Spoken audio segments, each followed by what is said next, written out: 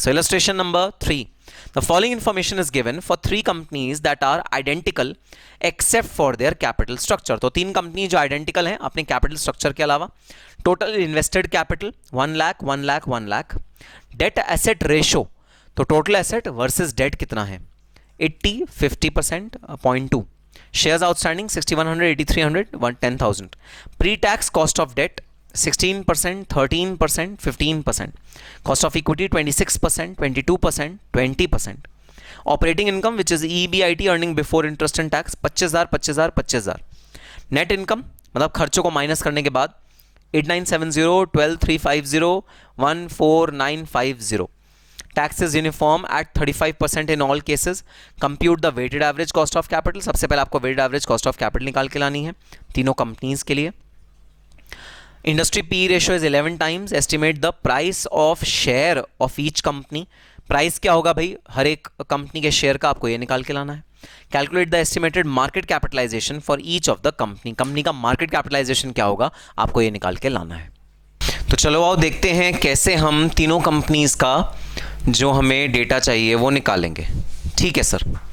सो सबसे पहला पार्ट है weighted average cost of capital, हमको निकाल के लाना है। So illustration number 3। ठीक है सर। तो भाई जो डेटा हमें दिया हुआ है ना तीनों कंपनीज का, उसमें से हम एक्सट्रैक्ट करेंगे कि हमारे को weighted average cost of capital निकालने के लिए क्या क्या चीज़ें चाहिए, और तुम्हें ऑलरेडी पता है क्या क्या चीज़ें चाहिए। Weight of equity, weight of debt, cost of equity, cost of debt, ये 4 चीजें अगर तुम मुझे डेटा में से निकाल के बता दो तो मैं तुम्हें बता दूंगा weighted average cost of capital क्या होगा। आओ यही 4 चीजें हम लोग डेटा में से निकालते हैं। Illustration number 3 part number 1, computation of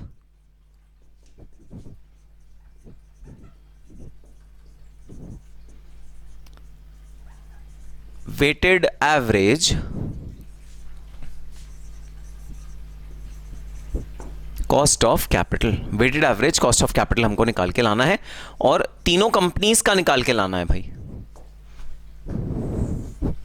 ठीक है सर। ये रही भाई तीनों companies, orange red and blue. Orange red and blue. ठीक है सर। सर सबसे पहले तो देखिए डेट एसेट्स रेशो दिया हुआ है। ठीक है, तो वेट ऑफ डी की अगर मैं बात करूं तो मेरा जो डेट एसेट्स रेशो होता है वो मेरा वेट ऑफ डी होता है। सर ऐसा कैसे? सर ये वेट ऑफ डी और डेट एसेट्स रेशो कैसे सेम है? अरे भाई जो वेट ऑफ डी है वो मैं कैसे निकालता हूं, वो मैं निकालता हूं total date divided by total capital. अब ये टोटल कैपिटल से डिवाइड होने के बजाय टोटल एसेट्स से डिवाइड हो रहा है। तो अगर डेट और इक्विटी 2 सोर्सेज हैं कैपिटल के, तो obviously assets is equal to total capital, दोनों साइड सेम होंगे। हाँ सर बिल्कुल सेम होंगे। इसलिए जहां पर हमें डिनोमिनेटर में टोटल कैपिटल नहीं दिया हुआ वहां हम टोटल एसेट्स भी लेके अपना क्वेश्चन सॉल्व कर सकते हैं, कोई दिक्कत नहीं है। ठीक है sir. So weight of debt मुझको मिल गया। Weight of debt is 0.8 0.5 and 0.2। 0.8 0.5 and 0.2 मिल गया वेट ऑफ डेट। ठीक है। अच्छा अब एक बात बता दो भाई, अगर मैं तुमसे पूछूं वेट ऑफ इक्विटी क्या है तो तुम क्या बोलोगे मुझको? तो सर ये कैसे? वेट ऑफ इक्विटी 1 - 1 कैसे होगा? अरे भाई डेट और इक्विटी दोनों को मिला के ही तो पूरा कॉस्ट ऑफ कैपिटल बनता है। पूरा कैपिटल जो आपका होता है उसमें 2 तो एलिमेंट्स होते हैं, इक्विटी या डेट, दोनों को मिला के बनता है 1। तो अगर मैं कहूं डेट है 0.8 तो नेचुरल सी बात है इक्विटी कितना होगा 0.2, और अगर डेट है 0.5 तो इक्विटी कितना होगा 0.5, और अगर डेट है 0.2 तो इक्विटी कितना होगा 0.8। हाँ जी हाँ सर समझ में आ गई बात, बिल्कुल भाई। नेक्स्ट हमें चाहिए कॉस्ट ऑफ डेट और कॉस्ट ऑफ इक्विटी। ठीक है सर।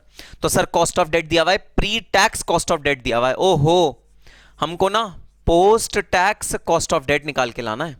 हमें जो क्वेश्चन में दिया हुआ है वो प्री टैक्स दिया हुआ है, ध्यान रहे, ध्यान से जरा सॉल्व करना। 16% multiplied by 1 minus 16% multiplied by 1 minus कितना परसेंटेज है 35% का टैक्स रेट है। ठीक है सर। 16 इंटू 65%, यह आ गया 10.4%। दूसरा KD आ गया 13% इंटू 1 माइनस 35%, सो 13% इंटू 65%, यह आ गया 8.45%। और तीसरा आ गया 15% मल्टीप्लाइड बाय 1 माइनस 35%, तो 15% मल्टीप्लाइड बाय 65%, ये आ गया 9.75%। तो ये आ गए भाई कॉस्ट ऑफ डेट, वो भी पोस्ट टैक्स। ठीक है, क्योंकि कॉस्ट ऑफ डेट में हमेशा बेनिफिट मिलता है टैक्स का, ध्यान रहे, और वो जो बेनिफिट टैक्स का मिलता है वो टैक्स का बेनिफिट हमने केडी में से माइनस कर दिया। जी सर बिल्कुल ठीक है। सो अब नेक्स्ट आ गया cost of equity. Cost of equity कितना है, आओ देखते हैं, 26%। इसमें तो कोई भी डेट का टैक्स का भाई एलिमेंट डिडक्ट नहीं होता, क्योंकि इसमें कोई भी डिडक्शन नहीं मिलती। 22% और 20%, यह आ गया कॉस्ट ऑफ इक्विटी तीनों का। बस सर काम हो गया हमारा, that's it. These are the information which is required to compute the weighted average cost of capital. तो weighted average cost of capital का आओ फॉर्मूला लिखते हैं, 1 multiplied by 3 plus 2 multiplied by 4, 1 multiplied by 3 plus 2 multiplied by 4, this is the formula for weighted average cost of capital। क्या है formula, दोबारा से देख लेते हैं, weight of D multiplied by cost of D plus weight of E multiplied by cost of E। तो दोनों को आपस में हम वेटेड एवरेज करके मल्टीप्लाई कर रहे हैं। ठीक है सर, आओ कंप्यूट करते हैं कितना कितना weighted average cost of capital बना।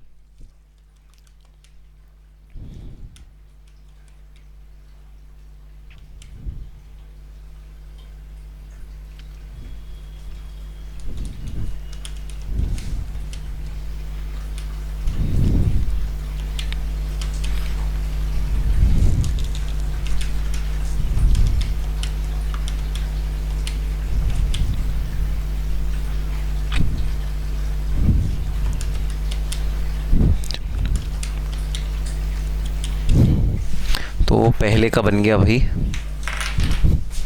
13.52%।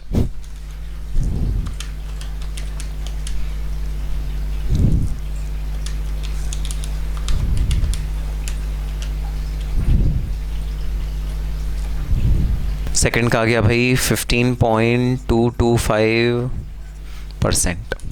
और थर्ड का कितना आया,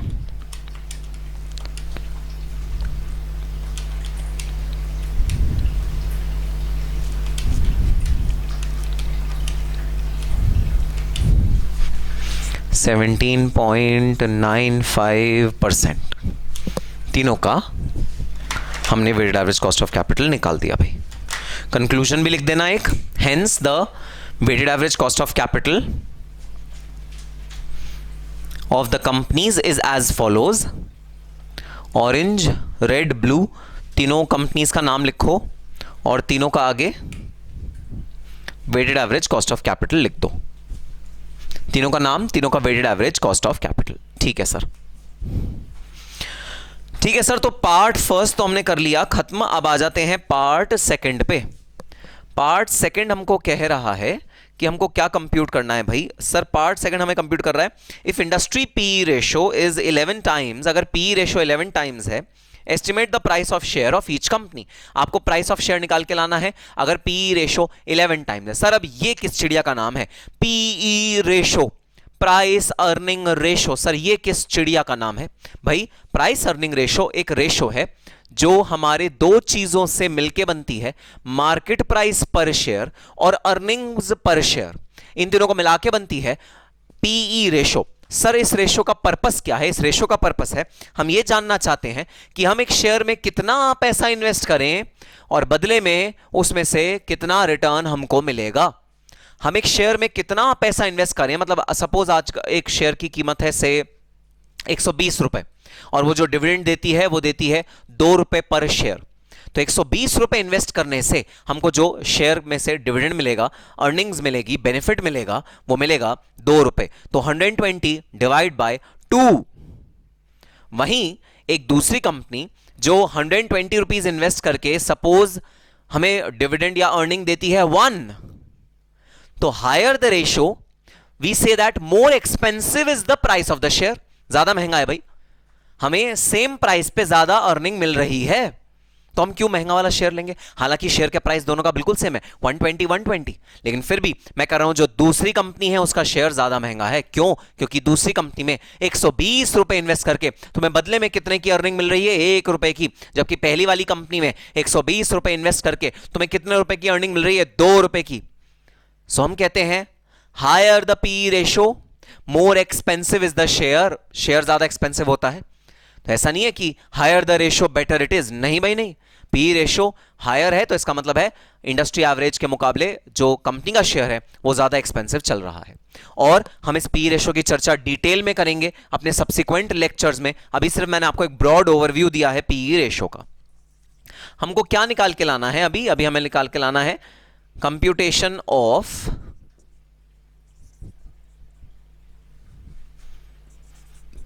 एमपीएस ऑफ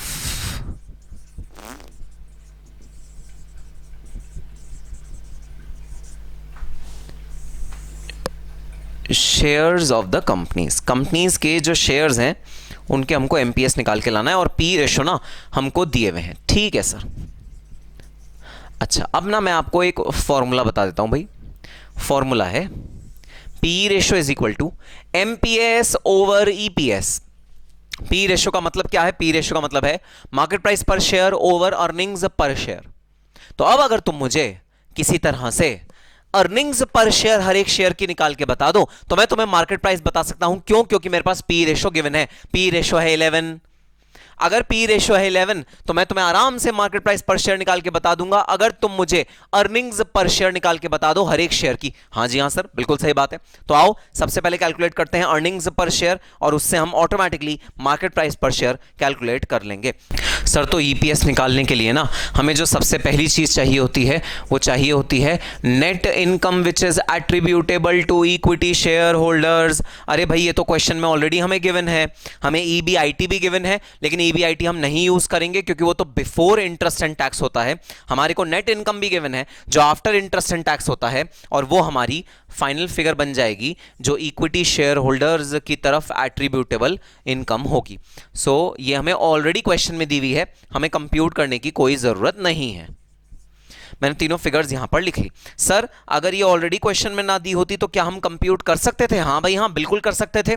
ईबीआईटी तुम्हें क्वेश्चन में गिवन है, उसमें से बस तुम्हें इंटरेस्ट माइनस करना था। इंटरेस्ट कैसे कैलकुलेट होता? इन्वेस्टेड कैपिटल दी हुई है, मल्टीप्लाई करते डेट का रेशियो, मल्टीप्लाई करते इंटरेस्ट का रेशियो, और तुम्हारा निकल के आ जाता इंटरेस्ट का अमाउंट। तो वैसे भी कैलकुलेट हो सकता था अगर नेट इनकम की फिगर नहीं दी होती तो। यहां तो भाई नेट इनकम की ऑलरेडी तुमको फिगर दी हुई है, अगर ऑलरेडी तुमको नेट इनकम की फिगर दी हुई है फिर कोई टेंशन की बात नहीं है भाई।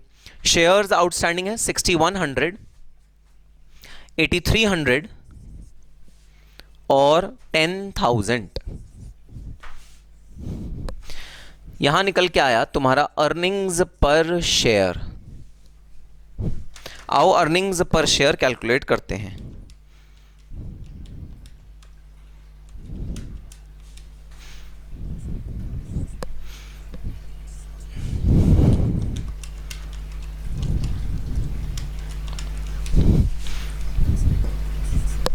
वन 1.49 ये आ गया 1 divide by 2, 14950 divide by 1.50। Earnings per share आ गया भाई, तीनों ही कंपनीज का अर्निंग पर शेयर आ गया। अब अगर मुझे मार्केट प्राइस पर शेयर निकालना है ना तो बस मुझे एक काम करना है, मुझे अर्निंग्स पर शेयर को मल्टीप्लाई कर देना है पीई रेशो से। So market price per share is equal to 3 multiplied by 11। 11 is the PE ratio, तीनों कंपनीज का पीई रेशो है 11। ठीक है सर, तो बस अर्निंग्स पर शेयर को मैं मल्टीप्लाई कर दूंगा 11 से। आओ देखते हैं क्या बनेगा हमारा आंसर। तो 1.47 multiply by 11 16.17, 1.49 multiplied by 11 which is 16.39, and 1.5 multiplied by 11 which is 16.5. यह आ गया भाई तीनों ही केसेस में मार्केट प्राइस पर शेयर तीनों ही कंपनीज का। ठीक है सर, बात समझ में आई। बहुत थोड़ा थोड़ा डिफरेंस है क्योंकि तीनों के जो अर्निंग्स पर शेयर थे ना वो भी आसपास ही थे, तो बहुत कम डिफरेंस है। ठीक है सर, सो ये निकल के आया market price per share. Conclusion लिख दो भाई, जैसे ऊपर वाले पार्ट का लिखा था इसका भी लिख दो। Hence the market price per share of orange, red and blue is computed as under. Hence the market price per share of orange, red and blue is computed as under. तीनों का market price per share लिख दो। ठीक है sir, बात समझ में आ गई। अब आओ चलो थर्ड पार्ट पे चलते हैं। तीसरी चीज हमें क्या निकालनी है? तीसरी चीज निकालनी है market capitalization. Point number 3, computation of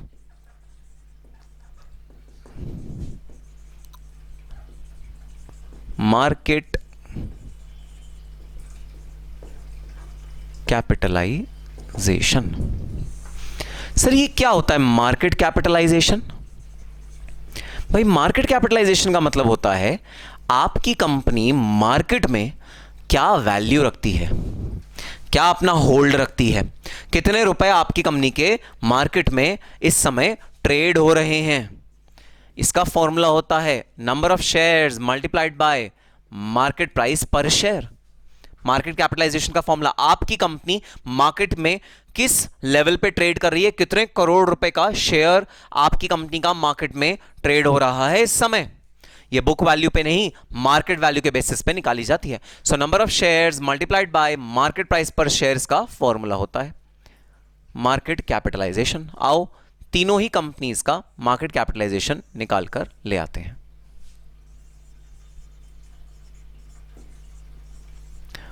orange, red, blue.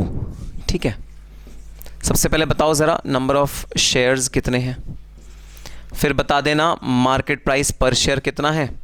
ये हमने पार्ट 2 से निकाला। नंबर ऑफ शेयर्स हैं 6100, 8300 और 10,000। ये भाई नंबर ऑफ शेयर्स। अच्छा, मार्केट प्राइस पर शेयर ये भी यहीं से मिल जाएगा 16.17, 16.39 और 16.5।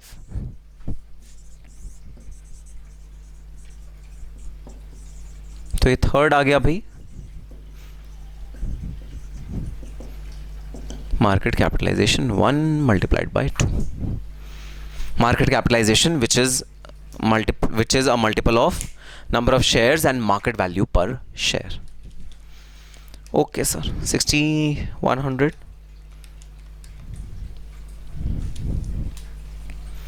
पहले वाली कंपनी का आ गया 98637। भाई ये देख लो ज़रा, ये लैक्स में है क्या या थाउजेंड्स में है या ऐसा कुछ है क्या? नहीं सर, ये तो एब्सोल्यूट फिगर्स में ही है। ठीक है भाई, सस्ती कंपनियाँ, गरीब कंपनियाँ हैं, कोई बात नहीं, ऐसी कंपनियाँ भी होती हैं। सब कंपनियों को जीने का अधिकार है, छोटी, बड़ी, मीडियम। जी सर, ये तो आ गया 1,65,000,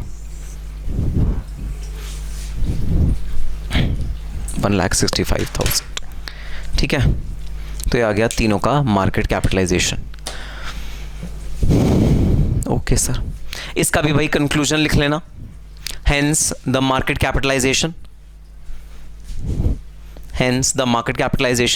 of the three companies is computed as, hence the market capitalization of the three companies is computed as follows: Orange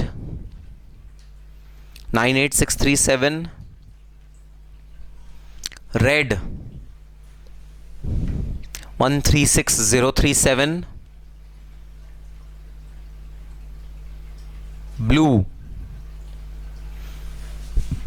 165,000, Blue 165,000। तो ये था भाई इलस्ट्रेशन नंबर 3 और आज के लेक्चर में हमने बहुत इंपॉर्टेंट बेसिक कुछ कॉन्सेप्ट्स अपने क्लियर करे कॉस्ट ऑफ इक्विटी के बारे में, कॉस्ट ऑफ डेट के बारे में, सीएपीएम मॉडल के बारे में, weighted average cost of capital के बारे में, इन सब चीज़ों के बारे में हमने कुछ बेसिक चीज़ें जानी। तो अगले लेक्चर में हम लोग मिलेंगे भाई अपने कुछ एडवांस कॉन्सेप्ट्स के साथ और अब हम डिस्काउंटिंग के फर्दर डिटेल्स में जाएंगे, डिस्काउंटिंग कैसे होती है, क्योंकि अगर आपने एक बार डिस्काउंटिंग समझ ली ना तो समझ लेना आधा सिलेबस, आधा बिजनेस वैल्यूएशन आपने समझ लिया। अगर आपने डिस्काउंटिंग के प्रिंसिपल्स को ढंग से समझ लिया तो 50% of your business valuation syllabus is how to discount a particular cash flow. तो अगर आपने ये चीज आज की क्लास में, जो नेक्स्ट क्लास में हम लोग करेंगे, वो सीख ली ना तो your half work is done. तो हम लोग मिलेंगे अपने अगले लेक्चर्स में with more advanced concepts of discounting. Till that time all the very best and happy studying. Hello and welcome guys and welcome to this session of the valuation.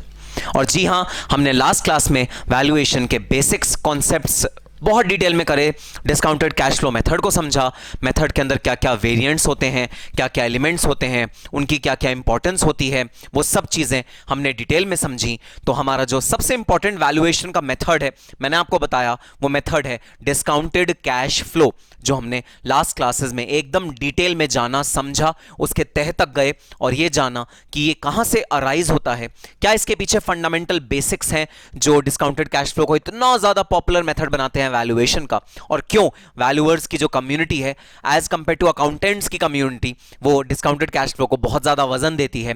भाई जो accountants की कम्युनिटी है वो discounted cash flow को बहुत ज़्यादा वजन नहीं देते। जो अकाउंटेंट्स हैं वो हिस्टोरिकल कॉस्ट की ज़्यादा वैल्यू रखते हैं, तो उनके जो कॉन्सेप्ट्स होते हैं वो हिस्टोरिकल कॉस्ट के बेसिस पे होते हैं, जबकि वैल्यूअर की valuation is primarily and is wholly and is solely dependent on the cash flows and discounting which is done on the cash flows for a limited period of time. So this was the concept of discounted cash flow जो हमने detail में पढ़ा। जी हाँ sir अब ये बता दीजिए कि आज की क्लास में हम क्या शुरू करने जा रहे हैं। भाई आज की क्लास में हम डिस्काउंटिंग के कंसेप्ट को और एक अगले नेक्स्ट लेवल तक लेके जाने वाले हैं। हम डिस्काउंटिंग किस किस सिचुएशंस में कितना कितना हो सकता है, क्या क्या उसके फॉर्मूले हैं, क्या क्या उसके मेथड्स हैं डिस्काउंटिंग करने के, आज की क्लास में हम इस चार्ट के थ्रू वो चीज़ समझने वाले हैं। और ये चार्ट आपको डेफिनेटली अपने रजिस्टर में बनाना है ताकि एग्जाम के वक्त भी आप जब अपना रजिस्टर खोलो तो क्वेश्चन स्टार्ट करने से पहले जो कॉन्सेप्ट है उसका रूपरेखा आपके दिमाग पे एकदम छपा हुआ हो, आपके दिमाग में एकदम क्रिस्टल क्लियर हो कि हाँ सर ये है concept behind this discounting procedure. तो डिस्काउंटिंग आज हम स्टार्ट करने जा रहे हैं। भाई डिस्काउंटिंग का फेयर आइडिया, एक रीजनेबल सा आइडिया, एक बेसिक सा आइडिया मैं लास्ट क्लासेस में आपको दे चुका हूं। अब हम थोड़ा सा इन डेप्थ समझेंगे इस कॉन्सेप्ट को जिसका नाम है डिस्काउंटिंग। भाई डिस्काउंटिंग हमें करनी पड़ सकती है दो सिचुएशंस में। सिचुएशन नंबर 1, जिस कंपनी के कैश फ्लोज कुछ लिमिटेड पीरियड तक ही हों। सिचुएशन नंबर 2, जिस कंपनी के कैश फ्लोज अनलिमिटेड पीरियड तक हों। इन दोनों सिचुएशन में अलग अलग डिस्काउंटिंग के मेथड्स हम लोग प्रोपाउंड करेंगे। तो देखना, डिस्काउंटिंग को मैंने दो पार्ट्स में डिवाइड कर दिया है। एक है लिमिटेड पीरियड कैश फ्लोज, जहां मुझे पता है कि कोई एक स्पेसिफिक प्रोजेक्ट को अंडरटेक करने के लिए कंपनी का इनकॉर्पोरेशन हुआ था और कंपनी का मकसद ही सिर्फ इतना सा था कि वो उस वाले प्रोजेक्ट को एग्जीक्यूट करेगी, फिर हमने कंपनी को खत्म करने का पहले से ही फैसला लिया हुआ है। फॉर एग्जांपल दिल्ली में भाई बनी थी मेट्रो, दिल्ली मेट्रो। तो दिल्ली मेट्रो को बनाने के लिए एक कंपनी का निर्माण किया गया था जिसमें दिल्ली गवर्नमेंट स्टेक होल्डर थी, जापान की एक कंपनी स्टेक होल्डर थी, एक जॉइंट वेंचर था। वो जॉइंट वेंचर का पर्पस बड़ा सिंपल सा कि भाई जब तक दिल्ली मेट्रो रहेगी, जब तक दिल्ली मेट्रो बनेगी तब तक वो वाली कंपनी रहेगी, अदरवाइज उसके बाद वो कंपनी नेस्त नाबूद हो जाएगी, खत्म हो जाएगी, उसको हम पूरा डिसमेंटल कर देंगे, लिक्विडेट कर देंगे। तो ऐसी सिचुएशंस में जहां आपको ऑलरेडी पता है कि आपके कैश फ्लोज लिमिटेड पीरियड के लिए होंगे, अरे भाई 5 साल 10 साल 15 साल, बस इससे ज्यादा आपके कैश फ्लोज नहीं होंगे, जहां आपको ऑलरेडी पता है वहां पर आप टेक्निक यूज करते हो लिमिटेड पीरियड कैश फ्लो वाली टेक्निक। अब मैं आपको एक एग्जांपल देता हूं। भाई एक वर्ल्ड की बहुत बड़ी कंपनी है जिस कंपनी का नाम है Aramco. Aramco is a leading company which is located in Middle East countries and that company is into extraction of oil. अब अगर आप एक्सट्रैक्शन ऑफ ऑयल की बात करो तो ऐसे प्रमाण मिले हैं भाई, मिडिल ईस्ट कंट्रीज में ऐसे प्रमाण मिले हैं कि वहां का ऑयल अब खत्म होने वाला है। अगले 10 साल या 15 साल मैक्सिमम वहां पर ऑयल मिलेगा, उसके बाद वहां पर ऑयल की जो खदानें हैं वो खत्म हो जाएंगी, ऐसे प्रमाण मिले हैं।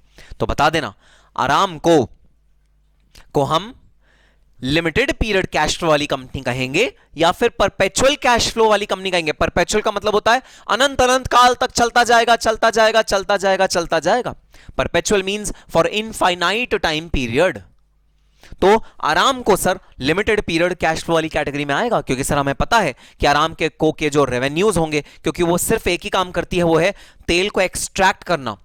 पता है, अगर रिलायंस इंडस्ट्रीज लिमिटेड की तरह वो तेल को प्रोसेस कर रही होती तो हम डेफिनेटली लिमिटेड पीरियड नहीं रखते, क्योंकि अगर मान लो आज वहां पर जहां पर तेल की खुदाई हो रही है वहां खत्म हो गया, तो कल को वो कंपनी कहीं और से सोर्स करके फिर प्रोसेसिंग करनी शुरू कर देगी, तो उस कंपनी का काम कभी खत्म नहीं होने वाला। ऐसी कंपनी जो तेल की प्रोसेसिंग कर रही है, लेकिन वो कंपनी जो तेल का एक्सट्रैक्शन कर रही है, उस कंपनी का लिमिटेड पीरियड का ही कैश फ्लो रहेगा, वो अनलिमिटेड पीरियड तक नहीं हो सकता। सिमिलरली जो कंपनी माइनिंग कर रही है, कोल की खदानों को खोद रही है, उससे कोयला बाहर निकाल रही है, प्रेशियस सेमी प्रेशियस स्टोन्स या मेटल्स को खोद के बाहर निकाल रही है, ऐसी कंपनी के लिए भी भाई जो उसका कैश फ्लो होगा वो हम लिमिटेड पीरियड कैश फ्लो वाले मेथड से सॉल्व करेंगे, ना कि अनलिमिटेड पीरियड वाले मेथड से। तो अब सबसे बुनियादी चीज, सबसे इंपॉर्टेंट चीज, आप जिस भी कंपनी को वैल्यू करने जा रहे हो, आप जिस भी कंपनी के कैश फ्लो को डिस्काउंटिंग करने जा रहे हो, समझो, एनालाइज करो, ध्यान से देखो कि उसके जो कैश फ्लोज हैं क्या वो अनंत अनंत काल तक कैश फ्लो देते रहेंगे या वो लिमिटेड पीरियड तक कैश फ्लो देंगे। अगर वो लिमिटेड पीरियड तक कैश फ्लो देंगे तो आपका मेथड अलग है उस कंपनी को वैल्यू करने का। अगर वो अनंत अनंत काल तक कैश फ्लो देते रहेंगे तो आपका मेथड अलग है उस कंपनी को वैल्यू करने का। तो चलो अब स्टार्ट करते हैं वो वाली कंपनीज जिनका लिमिटेड पीरियड कैश फ्लो होता है, जो कुछ लिमिटेड समय तक कैश फ्लो देंगी, उसके बाद वो कंपनीज खत्म हो जाएंगी। उसके फॉर्मूले पे चलते हैं। तो भाई देखने में लग रहा होगा अरे सर पता नहीं आपने कैसा पहाड़ा सा लिख दिया, एकदम पहाड़ जैसा डिफिकल्ट लग रहा है ये सर, बड़ा मुश्किल सा है, लेकिन बड़ा ही इजी, बहुत ही ज्यादा बेसिक कॉन्सेप्ट है। और अगर फर्स्ट क्लास तुमने इस वाले चैप्टर की सही से नहीं देखी तो जाओ जरा वापस फर्स्ट क्लास दोबारा से देखो। वहां पर मैंने तुम्हें एक एग्जाम्पल लिया था जहां पर 100 रुपए अगर तुमने एक साल के लिए इन्वेस्ट किया और 10% का डिस्काउंटिंग का रेट है तो तुम्हें 110 रुपए मिलते हैं एक साल के बाद।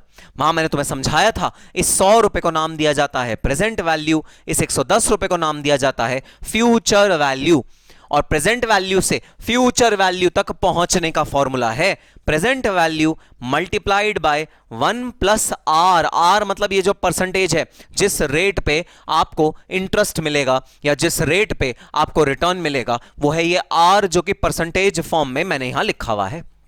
तो अगर आप प्रेजेंट वैल्यू को फ्यूचर वैल्यू तक लेके जाना चाहते हो तो आपको बस प्रेजेंट वैल्यू में 1 प्लस आर को मल्टीप्लाई कर देना है, तो आपकी फ्यूचर वैल्यू निकल के आ जाती है। ऐसा कंसेप्ट हमने डिटेल में चर्चा करी थी, ये तो मैंने तुम्हें ब्रीफ में समझा दिया।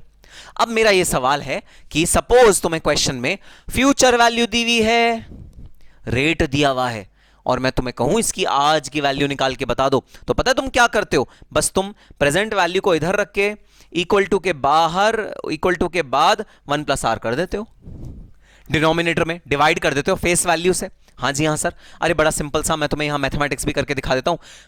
110 is the future value, I want to compute the present value. The rate of interest is 10%. I don't know about this 100.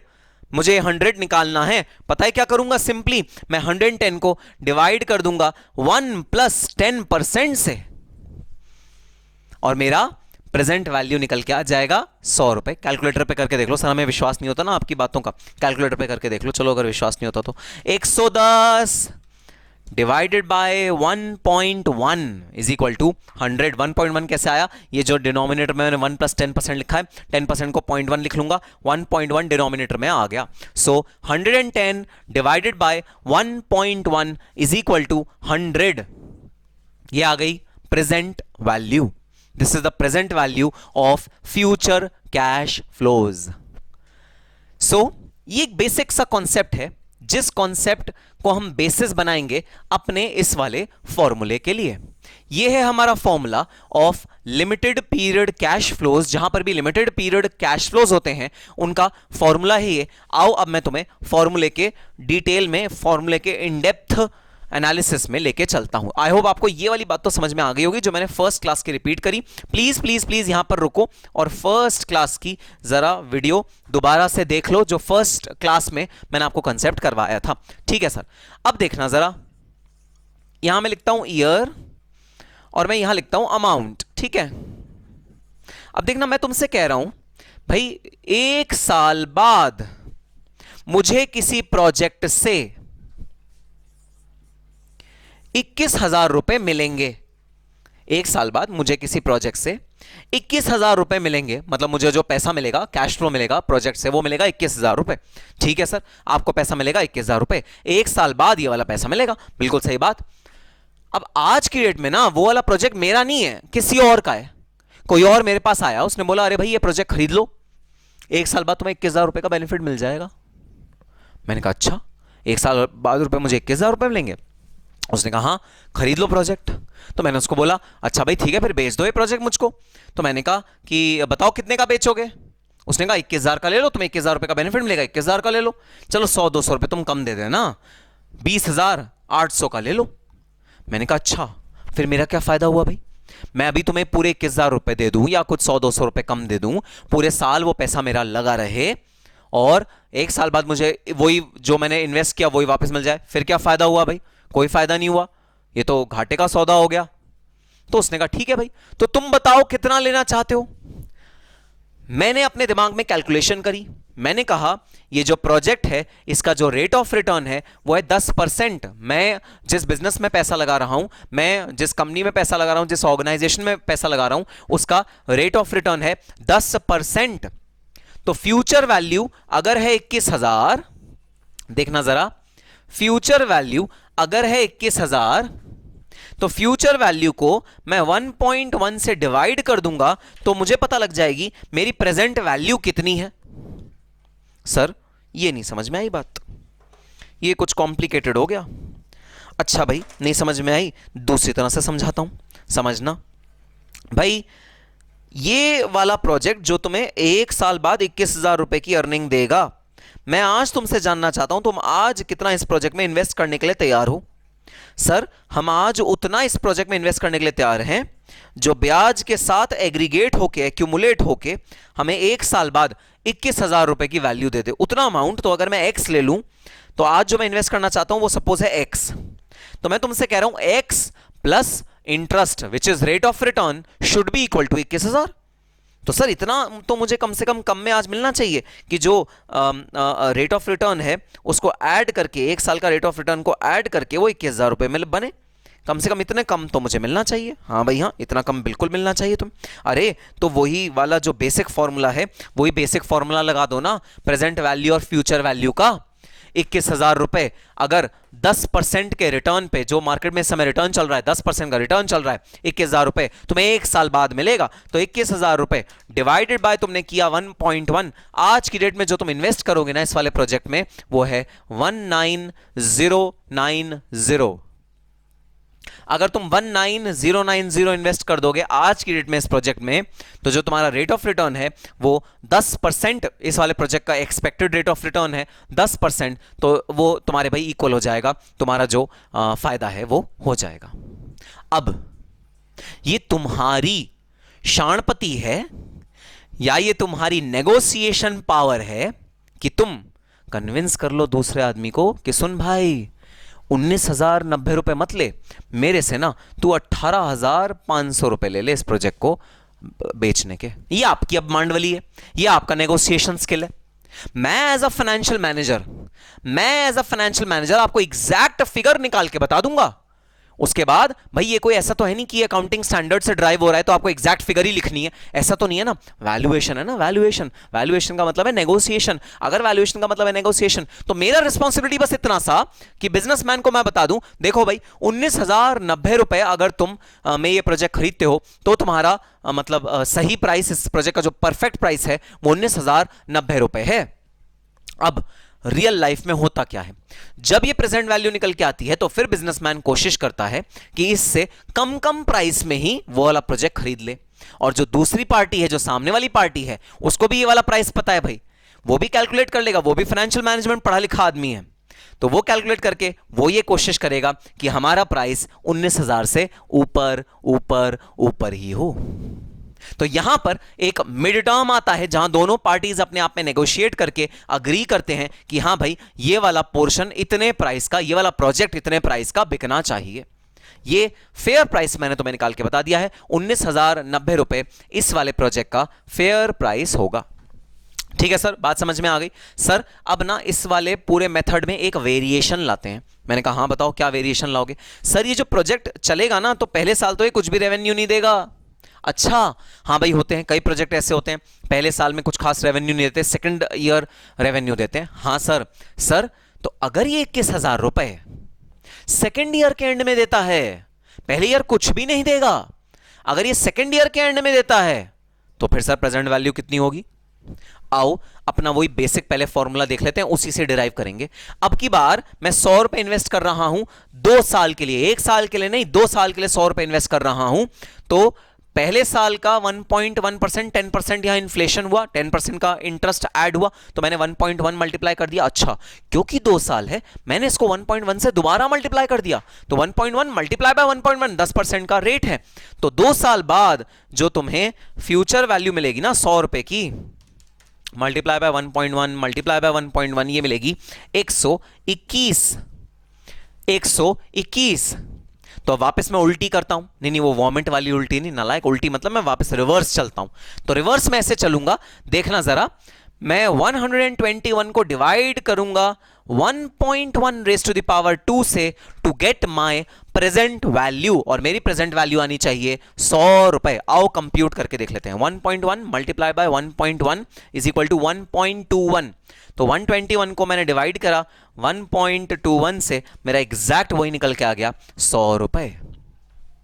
तो जहां पर भी फ्यूचर कैश फ्लो पहले साल में नहीं है, सेकेंड ईयर में है, वहां पर तुम्हें ये जो तुमने फॉर्मूला लिखा था ना, ये फॉर्मूला देखना, इसमें बस एक एडिशन करना है, 1.1 रेज़ टू द पावर 2 कर देना है। तो आओ 21,000 divide by 1.1 raise to the power 3 करके 2 करके देख लेते हैं। 1.1 मल्टीप्लाई 1.1 इज इक्वल टू 1.21, तो 21,000 डिवाइड बाय 1.21 ये आ गया 17,355। 17,355 आ गया आपका प्रेजेंट वैल्यू।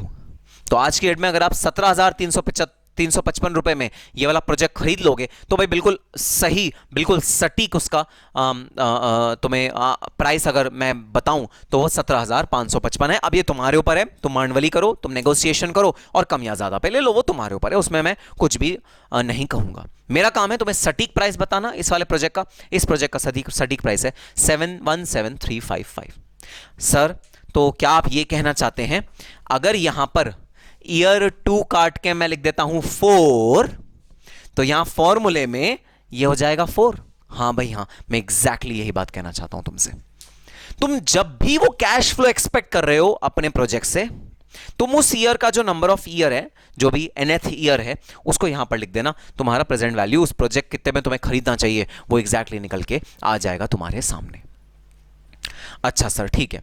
सर अब एक चीज और बता दीजिए, सपोज ईयर 4 में मैं कमाऊंगा 21,000 रुपए और ईयर 2 में मैं कमाऊंगा 15,000 रुपए इस प्रोजेक्ट से। 2 कैश फ्लो हैं, 2 कैश फ्लो अराइज हो रहे हैं भाई, 2 कैश फ्लो अराइज हो रहे हैं। अच्छा तुमने बदमाशी करी, तुमने और कॉम्प्लिकेट कर दिया मेरे एग्जाम्पल को। ठीक है भाई, मेरे को भी कोई टेंशन नहीं है, तुम कॉम्प्लिकेट करते जाओ, मैं तुम्हें जवाब बताता जाऊंगा।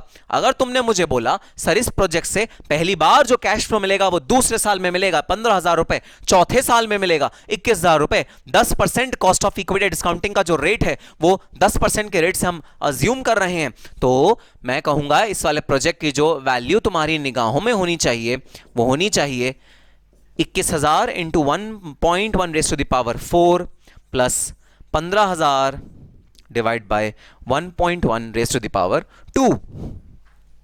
क्योंकि 2 साल बाद मिलेंगे 15,000, तो 15,000 की जो डिस्काउंटिंग होगी वो 2 साल के मल्टीपल पे डिस्काउंटिंग होगी। 4 साल में बाद मिलेगा 21,000, तो 21,000 की जो डिस्काउंटिंग होगी वो 4 साल के मल्टीपल पे डिस्काउंटिंग होगी। तो बस ऐसे ही क्वेश्चन में तुम्हें जितने ईयर्स के डिस्काउंटिंग फैक्टर दिए हुए हैं उतने ईयर्स के डिस्काउंटिंग फैक्टर से तुम मल्टीप्लाई करते जाना, add add add add add. और क्योंकि लिमिटेड पीरियड है, ऐसा नहीं होगा अनलिमिटेड होगा, तो भाई क्या क्वेश्चन में दिया होगा, पहले साल इतना, दूसरे साल इतना, तीसरे साल इतना, चौथे साल इतना, पांचवें साल इतना, छठे साल इतना। यहां पर तुम्हें अमाउंट दिए होंगे x y z a b c d, वो सारे के सारे अमाउंट में डिस्काउंटिंग करते जाना। 1 divided by 1 plus rate raise to the power n number of years, उस फॉर्मूले से तुम डिस्काउंटिंग करते जाना, तुम अपना आंसर निकालते जाना। सर आपने फर्स्ट क्लास में एक चीज और बताई थी, सर इसको कहते हैं, ये जो है ना 1 divided by 1.1 raise to the power 2, sir इसको कहते हैं प्रेजेंट वैल्यू फैक्टर। बिल्कुल भाई, इसको कहते हैं प्रेजेंट वैल्यू फैक्टर। सर आपने एक चीज और बताई थी, अगर ये सारे के सारे कैश फ्लोज होते हैं कांस्टेंट, मतलब ये एक ही होते हैं, तो हम एक शॉर्टकट अपना सकते हैं, प्रेजेंट वैल्यू फैक्टर लिखने के बजाय हम प्रेजेंट वैल्यू एन्युटी फैक्टर लिख सकते हैं। बिल्कुल भाई, तुम्हें सही याद है बात। अगर आपको ये बात याद नहीं है, जाओ वापस क्लास 1 में, क्लास 1 एक बार फिर से देख लो, आपको ये बात याद आ जाएगी वापस। हां, अगर ये सारे के सारे जो अमाउंट है ये बिल्कुल सेम है, तो भाई हम प्रेजेंट वैल्यू एन्युटी फैक्टर से अगर मल्टीप्लाई करेंगे अपने कैश फ्लो को, तो भी हमारा आंसर बिल्कुल सेम आएगा, वही आंसर जो हम प्रेजेंट वैल्यू फैक्टर को इंडिविजुअली क्लब करके डिस्काउंटिंग करेंगे, दोनों का आंसर बिल्कुल सेम आएगा। मैं ज्यादा डिटेल में इस वाले कंसेप्ट की चर्चा नहीं कर रहा, क्योंकि चैप्टर नंबर 1 के क्लास नंबर 1 में इसमें हमने एकदम डिटेल में 1 घंटा स्पेंड किया था। तो बिल्कुल सही बात, डिस्काउंटिंग करते हुए आपको अब लिमिटेड पीरियड की डिस्काउंटिंग की बात कर रहा हूं। अब फॉर्मूला अब आपको बिल्कुल समझ में आ जाएगा। ध्यान रखने वाली बात ये, कितने सालों तक डिस्काउंटिंग हो रही है, उसका अमाउंट कितना कितना है। अगर कांस्टेंट है तो टोटल करो, प्रेजेंट वैल्यू एन्युटी फैक्टर निकाल लो, फिर मल्टीप्लाई कर लो अमाउंट से। अगर डिफरेंट डिफरेंट अमाउंट्स हैं तो आप डिफरेंट डिफरेंट अमाउंट्स को different different present value factor से मल्टीप्लाई करो और आपकी प्रेजेंट वैल्यू निकल के आ जाएगी आपके क्वेश्चन में। ठीक है सर, बात समझ में आई यहां तक? तो ये है concept of present value annuity factor and present value factor in case of limited period cash flows. जहां पर कैश फ्लोज लिमिटेड पीरियड के होते हैं, मतलब जहां पर कैश फ्लोज अनंत अनंत काल तक नहीं, इनफाइनाइट पीरियड तक नहीं, कुछ लिमिटेड पीरियड तक होते हैं, वहां पर भाई हम लिमिटेड पीरियड कैश फ्लो का फॉर्मूला यूज करते हैं। ठीक है सर, यहां तक की बात एकदम समझ में आई। तो ये था भाई लिमिटेड पीरियड कैश फ्लो का फॉर्मूला। आओ एक बार फॉर्मूला दोबारा से पढ़ लेते हैं। फॉर्मूला कहता है cash flow in year 1 divided by 1 plus R raise to the power 1, cash flow in year 2 divide by 1 plus R raise to the power 2। ये चलता जाएगा चलता जाएगा चलता जाएगा, प्लस प्लस प्लस प्लस होता जाएगा। जिस भी साल तक क्वेश्चन में दिया हुआ है ये कभी भी इनफाइनाइट नहीं हो सकता। ये जो n है ना, ये कभी भी इनफाइनाइट नहीं हो सकता। तो ये इनफाइनाइट नहीं होगा क्योंकि लिमिटेड पीरियड कैश फ्लो है, तो ये n कोई ना कोई नंबर होगा। n हो सकता है 5 हो, 6 हो, 10 हो, 15 हो, कुछ भी भाई नंबर ऑफ ईयर्स हो सकते हैं। तो जितने भी नंबर ऑफ ईयर्स हैं उसके अकॉर्डिंग हम लोग अपना ये फॉर्मूले को आगे आगे आगे बढ़ाते जाएंगे। कैश फ्लो इंडिविजुअली भी दिया जा सकता है आपको। इंडिविजुअली मतलब आपको बोला हुआ है पहले ईयर का कैश फ्लो है 10,000, दूसरे ईयर का कैश फ्लो है 12,000, तीसरे ईयर का कैश फ्लो है 11,000, चौथे ईयर का कैश फ्लो है 9,000, पांचवें ईयर का कैश फ्लो है ये। तो आपको ऐसे इंडिविजुअली भी दिया जा सकता है। अच्छा, एक और तरीका हो सकता है कैश फ्लो देने का। कैश फ्लो देने का तरीका ये हो कि बोल दिया जाए कि पहले साल का तो कैश फ्लो है 10,000, उसके बाद हर साल 10% का कैश फ्लो में इंक्रीज हो जाएगा। किस साल तक? छठे साल तक।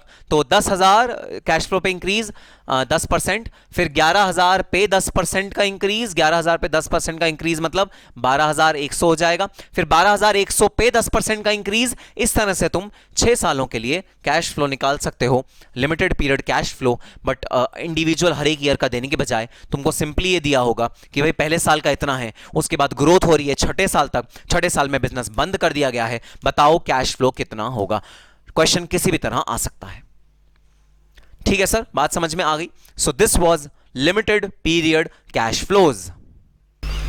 तो चलो अब चलते हैं अपने सेकंड एस्पेक्ट पे डिस्काउंटिंग के, और हाँ थोड़े से ज़्यादा कॉम्प्लिकेटेड एस्पेक्ट है जब जो कैश फ्लो है वो हो इनफाइनाइट पीरियड के लिए, मतलब परपेचुइटी के लिए, मतलब अनंत अनंत काल तक के लिए। परपेचुअल मतलब एवर गोइंग, मतलब इनफाइनाइट ईयर्स, हमेशा हमेशा के लिए जो हमारे कैश फ्लोज होते हैं उनको हम कहते हैं परपेचुअल कैश फ्लोज। तो अब सवाल ये उठता है, सर यहां पर हमारे जो कैश फ्लोज थे वो एक समय निर्धारित सीमा तक रुक जाते थे, हमारा वो प्रोजेक्ट किसी एक समय तक खत्म हो जाता था। सर अगर वो प्रोजेक्ट किसी भी समय तक खत्म हो जाता था तो हम उस साल तक के कैश फ्लो लिखते थे, उसके बाद उसको डिस्काउंटिंग रेट से डिवाइड करके अपना आंसर निकाल के ले आते थे। लेकिन सर अगर ये जो कैश फ्लोज हैं ये कोई कंपनी का है कि नहीं भी नहीं, मैं क्यों रुकूंगी, मैं कोई गोइंग कंसर्न का जो मेरा प्रिंसिपल होता है, गोइंग कंसर्न का जो हमारा बेसिक एक फंडामेंटल अकाउंटिंग प्रिंसिपल होता है, जो एक प्रिंसिपल गवर्न करता है हमारे कॉन्सेप्ट्स को, वो जो गोइंग कंसर्न का प्रिंसिपल है वो मैं थोड़ी कोई फॉल्ट करूंगी। नहीं भाई नहीं, मैं अनंत अनंत काल तक चलूंगी, मैं नहीं, ये नहीं कह रही कि मैं लिमिटेड ईयर तक हूं। तो अगर ऐसे सिचुएशन है जहां पर आपके कैश फ्लोज इनफाइनाइट ईयर्स तक आते रहेंगे आते रहेंगे आते रहेंगे, वहां भाई ये वाली जो टेबल तुमने बनाई है ये टेबल चलती जाएगी चलती जाएगी चलती जाएगी चलती जाएगी, तुम्हारा एक्सेल चार्ट पूरा खत्म हो जाएगा, फिर भी रो आइटम तुम्हें चाहिए होंगी, कहां से लाओगे, कहां से? ये वाला फॉर्मूला चलाते रहोगे चलाते रहोगे चलाते रहोगे चलाते रहोगे चलाते रहोगे अनंत अनंत काल तक, कहां से करोगे ये चीज? बहुत डिफिकल्ट हो जाएगा भाई। तो इनफाइनाइट ईयर्स अगर आप कहते हो कि हमारी कंपनी लिमिटेड प्रोजेक्ट के लिए नहीं है, लिमिटेड किसी काम को करने के लिए नहीं आई थी, और वो अनलिमिटेड पीरियड के लिए चलती रहेगी हमारे अनुमान के अकॉर्डिंग, और मोस्टली कंपनीज यही कहती हैं भाई, मोस्टली कंपनीज किसी स्पेसिफिक प्रोजेक्ट के लिए नहीं इनकॉर्पोरेट होती, वो अपना जबरदस्त फ्यूचर देखती हैं, वो बहुत लंबे समय तक इंडस्ट्री में काम करने के सक्षम होती हैं। यही अजम्पशन के साथ मोस्टली कंपनीज अपना बिजनेस करती हैं, मोस्टली कंपनीज अपना रेवेन्यू अर्न करती हैं। तो ये कहना कि कंपनीज लिमिटेड टाइम तक ही कैश फ्लो अर्न करके हमें देंगी, सही नहीं होगा। कुछ कंपनीज के केस में उन कंपनीज को हम बोलते हैं परपेचुअल कैश फ्लोज वाली कंपनीज। तो अब परपेचुअल कैश फ्लो वाली कंपनीज के दो वेरिएंट्स हैं भाई, विद ग्रोथ और विदाउट ग्रोथ। मैं पहले विदाउट ग्रोथ की बात करता हूं, ठीक है।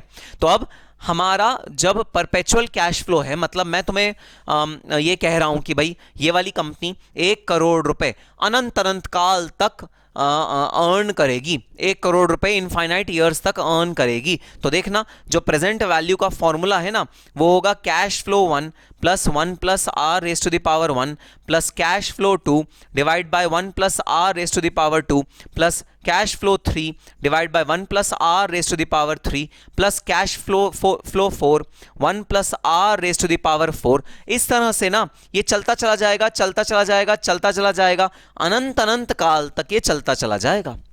ऐसा कोई कैलकुलेटर नहीं बना, ऐसा कोई माइक्रोसॉफ्ट एक्सेल नहीं बना, ऐसा कोई भी कंप्यूटेशन मैकेनिज्म नहीं बना जो इस इनफाइनाइट पीरियड के कैश फ्लो को कैलकुलेट कर सके। अब क्या करें? हमने एक सिंपल मेथड इजाद किया ये काम करने के लिए। इस मेथड का एक और नाम है भाई कैपिटलाइजेशन मेथड। Capitalisation method. जहां भी आपको यह बात नहीं पता कि आपके जो कैश फ्लोज हैं ये कब तक अर्न होंगे, और अगर आप ये कह रहे हो ये कैश फ्लोज अनंत अनंत काल तक इनफाइनाइट ईयर्स तक अर्न होते रहेंगे, इन कैश फ्लोज के रुकने की कोई भी संभावना नहीं है जब तक, क्योंकि जो कंपनी जो होती है ना, देखो अगर इंसान है जैसे मैं हूं, मैं टीचिंग एक लिमिटेड समय तक ही कर सकता हूं। ऑब्वियसली मेरे शरीर का जो बल है, मेरे शरीर का जो ऊर्जा है वो कुछ समय तक ही रहेगा, तो मेरा जो टीचिंग का रेवेन्यू अर्न होगा मेरे को वो लिमिटेड पीरियड तक ही हो सकता है। लेकिन अगर बात करें कंपनी की ऑर्गेनाइजेशन की, भाई कंपनी ऑर्गेनाइजेशन का परपेचुअल सक्सेशन होता है, इसका मतलब वो अनंत अनंत काल तक चलने के काबिल होती हैं, बस उसका मैनेजमेंट जो है वो चेंज होता रहता है साल दर साल दर साल। तो कंपनी के केस में, ऑर्गेनाइजेशन के केस में, पार्टनरशिप फर्म के केस में, एचयूएफ के केस में यह प्रिजम्पशन ली जा सकती है कि इनफाइनाइट ईयर्स तक ये कंपनी या ये एचयूएफ चलेगी, और इस प्रिजम्पशन के बेसिस पे हम लोग कैश फ्लोज को भाई एस्टिमेट भी कर सकते हैं। अच्छा देखो, एस्टिमेशन कहां तक सही होगा कहां तक गलत होगा इस पे भी चर्चा नहीं करते, क्योंकि अगेन कैश फ्लो का एस्टिमेशन एक तुक्का है, एक गेस है, एक वाइल्ड जस्ट आप एक एस्टिमेट कर रहे हो, एक एस्टिमेट है भाई, ठीक है। तो वो कितना सही होगा कितना गलत होगा इस पे एक्यूरेटली कमेंट करना पॉसिबल नहीं है। तो वो बात अभी नहीं कर रहे कि कितना एक्यूरेट हमारा कैश फ्लो का एस्टिमेशन होगा। अभी हम बात कर रहे हैं हमारी कंपनी भाई अनंत अनंत काल तक कैश फ्लो हमें जनरेट करके देगी। अगर ऐसी सिचुएशन है तो आपको जो प्रेजेंट वैल्यू निकालने के लिए फॉर्मूला यूज करना होता है वो करना होता है cash flow divided by are.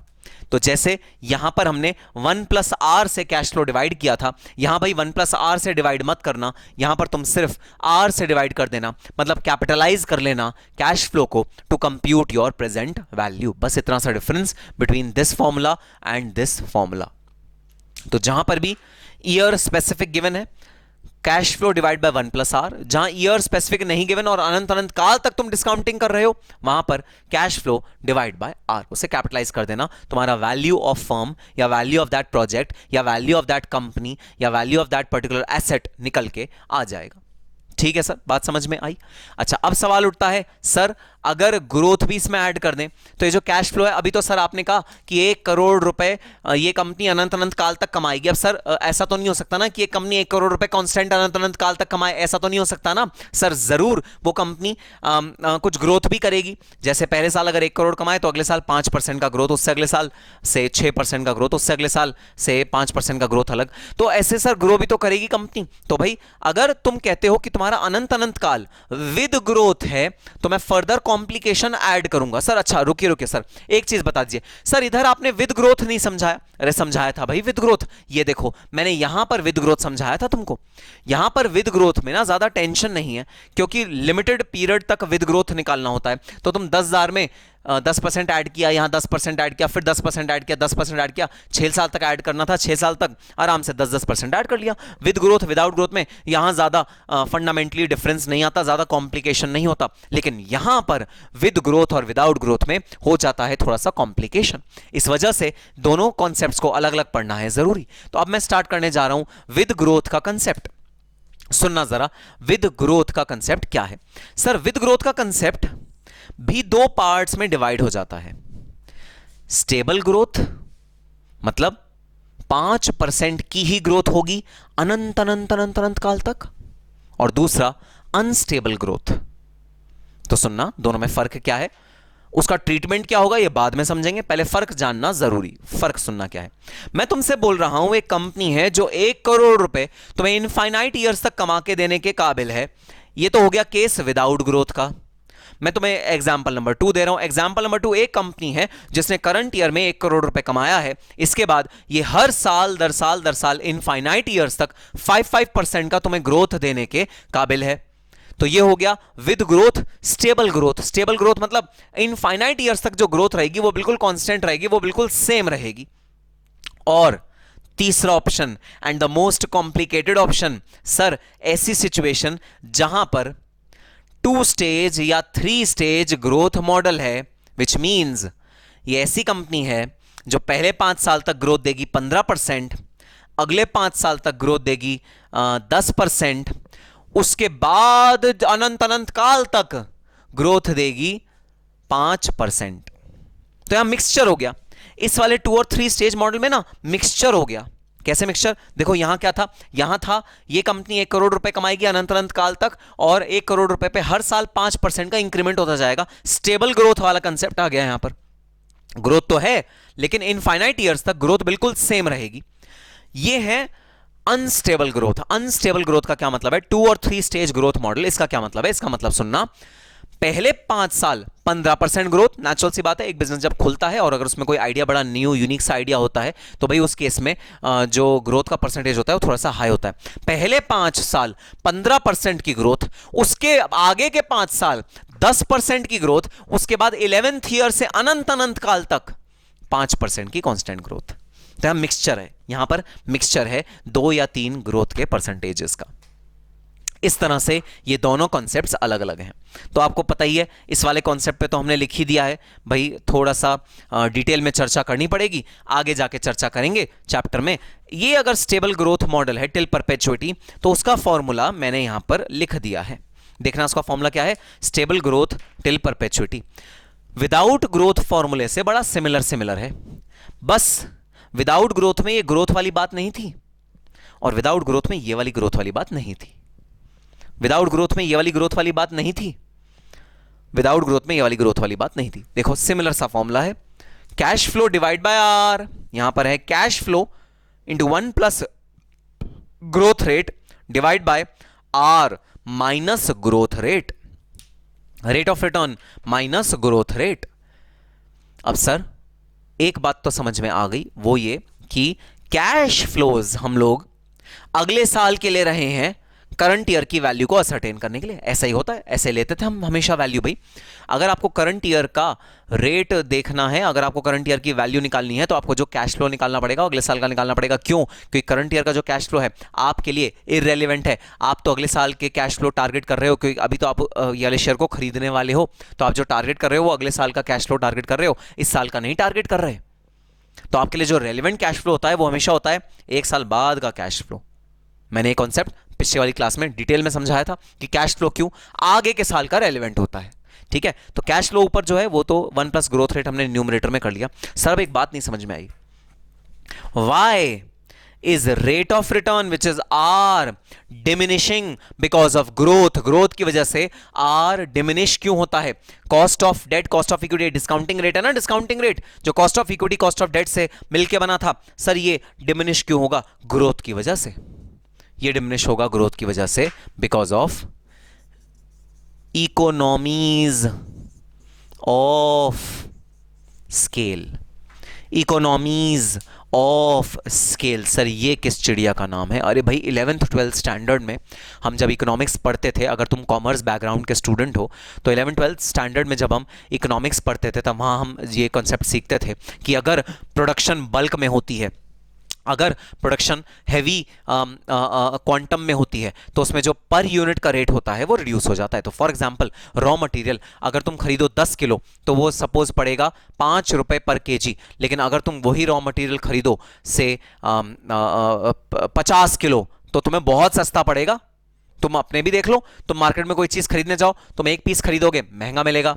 अगर तुम दुकानदार से कहो भैया ठीक ठीक लगा लो 12 पीस खरीद लूंगा इकट्ठा, सस्ता करेगा वो, इमीडिएटली आपको प्राइस कम करके दे देगा। This is known as economies of large scale production. Sir ये इकोनॉमीज यहां पर कैसे अप्लाई होती हैं? आओ सुनना, ये इकोनॉमीज यहां पर कैसे अप्लाई होती हैं। ठीक है, तुम 1 करोड़ रुपए का लोन लेने बैंक के पास गए, कमर्शियल लोन था, आईसीआईसीआई बैंक लोन तुम्हें दे रहा था।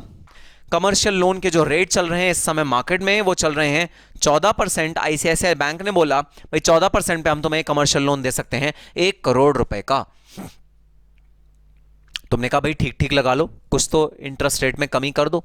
आईसीआईसीआई बैंक ने कहा नहीं नहीं, इंटरेस्ट रेट में कोई कमी नहीं होती, ये तो आरबीआई ग्रांटेड लोन के रेट होते हैं, ये तो हमें ऊपर से आते हैं, इसमें कोई भी फेरबदल की गुंजाइश नहीं है। तुमने कहा ठीक है। कुछ दिनों बाद तुम्हारा एक दोस्त गया आईसीआईसीआई बैंक और उसने बोला कि मैं 1 करोड़ रुपए का लोन लेना चाहता हूं आईसीआईसीआई बैंक से। आईसीआईसीआई बैंक की ऐसे आंखें खुल गई। सबसे पहले तो 100 करोड़ का लोन, 100 करोड़ का लोन, ऐसे ऐसे आंखें खुल जाती हैं जब कोई बहुत हैवी लोन लेने वाला आता है, क्योंकि बैंक को पता है बहुत जबरदस्त बेनिफिट है इस वाले लोन को देने से। अब की बार आईसीआईसीआई बैंक जो रेट कोट करेगा ना वो पक्का कम होगा, 2 या 3% कम होगा। Because higher the loan quantum lesser will be the interest rate. Interest rate हमेशा लेस होगा। तुम आजमा के देख लो, तुम लोन लेने जाओ छोटा, ज्यादा इंटरेस्ट रेट मिलेगा। तुम लोन लेने जाओ बड़े अमाउंट का, कम इंटरेस्ट रेट मिलेगा। हमेशा हर बैंक का यही सिस्टम होता है। तो सिमिलरली ये जो डिस्काउंटिंग रेट है, जो कि क्या डिनोट करता है, वही केडी, केई, केओ, ये डिनोट करता है डिस्काउंटिंग रेट। ये जो डिस्काउंटिंग रेट है, तो ये जो डिस्काउंटिंग रेट है, अगर तुम्हारी कंपनी ग्रो करती है अगली सालों में, तो ये जो डिस्काउंटिंग रेट है ये कम कम कम कम कम कम कम कम होता चला जाता है, ये रिड्यूस होता चला जाता है। तुम्हारी कंपनी की वैल्यूएशन बढ़ती जाती है अगर तुम ग्रो कर रहे हो फ्यूचर के ईयर्स में। तो so this discounting rate will shrink if there is growth in the company. Growth होता है कंपनी में तो ये श्रिंक कर जाता है। रीजन बड़ा सिंपल सा, economies of large scale production. Large scale में तुम बिजनेस कर रहे हो, अपना ग्रोथ कर रहे हो, और अब तुम्हारा बड़ा बिजनेस हो गया है। बड़े बिजनेस के केस में discounting rate will be diminished, discounting rate will be reduced, and this is the reason why in the denominator r minus g is what we use r minus g. So in the denominator we say r minus g, rate है, किस चीज़ का rate है भाई, discounting rate है, इसको हमने minus कर दिया, ग्रोथ को इसमें से माइनस कर दिया, जो भी ग्रोथ का रेट है, कैश फ्लो को हमने ग्रोथ से ऐड कर दिया। तो ये है stable growth till perpetuity. Perpetuity तक जब स्टेबल ग्रोथ रहेगा उसका ये वाला हम फॉर्मूला यूज करेंगे। ठीक है सर, बात समझ में आ गई। अब चलो, ये दो मैंने कॉन्सेप्ट तुम्हें समझाए, अब एक और कॉन्सेप्ट मैं तुम्हें आखिरी कॉन्सेप्ट समझा देता हूं भाई, आखिरी कॉन्सेप्ट। और आखिरी कॉन्सेप्ट ये है, एक ऐसा भी क्वेश्चन बन सकता है जहां पर ये दोनों कंसेप्ट का मिला जुला सरकार हो। सर इसका क्या मतलब है मिला जुला सरकार हो? अरे गठबंधन होता है ना, गठबंधन पॉलिटिकल पार्टीज के बीच में, दो पार्टीज आके मिलके काम करती हैं। जब दो पार्टीज आके मिलके काम करती हैं तो बताना कौन सी वाली पार्टी की बात चलती है? पार्टी ए की बात चलती है, पार्टी बी की बात चलती है, या पार्टी और ए और बी दोनों की इकट्ठे बातें चलती हैं? सर दोनों के प्रिंसिपल इकट्ठे चलते हैं। तो ऐसे ही अगर मैं ऐसा क्वेश्चन लाऊं जहां पर इनिशियल पीरियड के कैश फ्लोज तो डिफाइंड हो, तो 6 साल तक तो तुम्हें बोले पहले साल में 2 लाख रुपए, तीसरे साल में 3 लाख रुपए, चौथे साल में 5 लाख रुपए, छठे साल में इतना रुपए, और 7वें ईयर्स ऑनवर्ड परपेचुअली अनंत अनंत काल तक इतना रुपए कमाएगी ये वाली कंपनी। ये हो गई गठबंधन की सरकार, ये हो गई मिली जुली सरकार। और जहां पर भी सरकार आपस में मिलती है, दोनों के प्रिंसिपल्स बकायदा इकट्ठे चलते हैं। तो ऐसे भी क्वेश्चन आएंगे हमारे क्वेश्चंस में, जब मैं तुम्हें कराऊंगा, जहां पर इन दोनों कॉन्सेप्ट्स का अमलगमेशन होगा, जिसमें हम दोनों कॉन्सेप्ट्स का यूज करेंगे। तो कुछ पीरियड तक तो मैं लिमिटेड पीरियड कैश फ्लो का फॉर्मूला यूज करूंगा, जैसे 7वें साल तक मैंने लिमिटेड पीरियड कैश फ्लो का फॉर्मूला यूज किया, उसके बाद अनंत अनंत काल तक मैं परपेचुइटी वाला फॉर्मूला यूज करूंगा। और उन वाले क्वेश्चंस में जो हम टर्मिनोलॉजी यूज करेंगे परपेचुइटी वाले कॉन्सेप्ट को देखने के लिए, वो कॉन्सेप्ट का नाम होगा टर्मिनल वैल्यू। टर्मिनल वैल्यू मतलब 6 साल तक की तो फिक्स्ड कैश फ्लो तुम्हें दी हुई होंगी कि भाई 6 साल तक हम इतना इतना इतना इतना पैसा कमाएंगे। पहले साल 1 करोड़, दूसरे साल 1.5 करोड़, तीसरे साल 1 करोड़ 80 लाख, चौथे साल 2 करोड़ 20 लाख, 5वें साल इतना। तो ऐसे 7वें साल तक तो फिक्स्ड कैश फ्लो बताएगा। उसके बाद 8वें साल ऑनवर्ड्स वो कह देगा भाई 8वें साल ऑनवर्ड्स हम एस्टिमेट नहीं कर सकते, बट हाँ मोटा मोटा अनुमान ये है कि 2 करोड़ रुपए हर साल कमाएगा कमाएगा कमाएगा कमाएगा अनंत अनंत काल तक। तो वो जो 8वें साल ऑनवर्ड्स हम परपेचुअल कैश फ्लोज निकालेंगे, उनका एक नाम दिया गया है उन वाले क्वेश्चंस में, नाम है टर्मिनल वैल्यू। टर्मिनल वैल्यू मतलब जो इनिशियल पीरियड के जो खुशनुमा कैश फ्लोज थे। और अक्सर देखना ऐसे वाले क्वेश्चन में, पता है अक्सर क्या होगा? अक्सर ये होगा जो इनिशियल पीरियड के कैश फ्लोज हैं वो ज्यादा ग्रोथ रेट पे राइज कर रहे होंगे, और जो परपेचुअल कैश फ्लोज हैं वो लो ग्रोथ रेट पे राइज कर रहे होंगे, क्योंकि ग्रोथ जो होती है वो इनिशियल पीरियड में ज्यादा होती है और एंड के पीरियड में वो हमेशा कम होती है। तो इसलिए से बोलते हैं टर्मिनल वैल्यू। टर्मिनल वैल्यू मतलब जहां के ऑनवर्ड्स ग्रोथ बहुत कम हो जाएगी उसको बोलते हैं टर्मिनल वैल्यू। तो ऐसे क्वेश्चन जहां इसकी मिलीजुली सरकार होगी, वहां पर भाई अगर जो आप परपेचुअल कैश फ्लोज निकालोगे ना, परपेचुइटी तक जो वैल्यूएशन करोगे, उसके अंदर एक बात जरूर नोट करना, ग्रोथ का percentage will be very very very less as compare to the initial period cash flow का ग्रोथ का परसेंटेज। लॉजिकल है भाई, शुरुआत के सालों में ग्रोथ ज्यादा, बाद के सालों में ग्रोथ कम, यही लॉजिक है और यही कॉन्सेप्ट है। ठीक है सर, बात समझ में आ गई। तो चलो, ये मैंने ब्रॉडली तुम्हें 3 कंसेप्ट समझाए, एक था लिमिटेड पीरियड कैश फ्लो, दूसरा था परपेचुअल कैश फ्लोज, और तीसरा था टर्मिनल वैल्यू। आओ अब बुक में इसका थ्योरेटिकल पोर्शन पढ़ते हैं और करते हैं एक प्रैक्टिकल क्वेश्चन।